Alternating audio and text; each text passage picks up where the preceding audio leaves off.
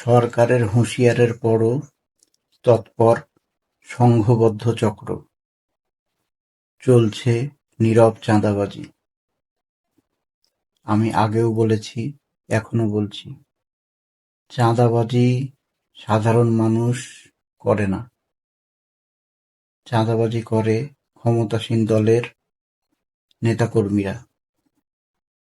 এ কথাটা বারবার সবাই মনে রাখবেন।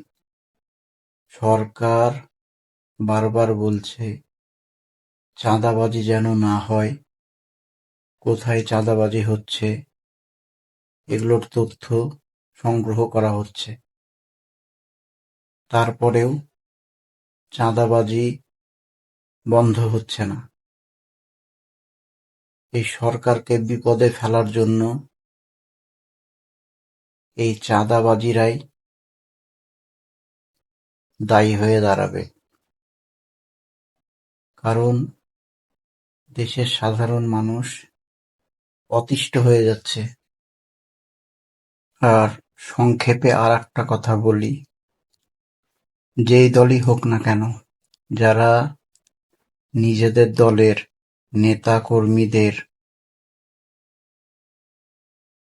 দোষ খুঁজে পান না, দলকানা, তাদের অন্যায়কে প্রশ্রয় দেন, অন্যায়ের বিরুদ্ধে কথা বলেন না, তারাও সমান দোষে দোষী। নিজের দলের কেউ অন্যায় করলেও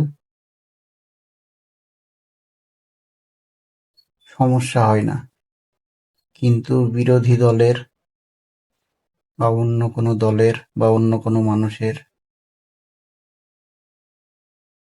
সন্ত্রাসী কার্যক্রম, চাঁদাবাজি, দুর্নীতি দেখলেই আপনারা ফেনা তুলে ফেলেন।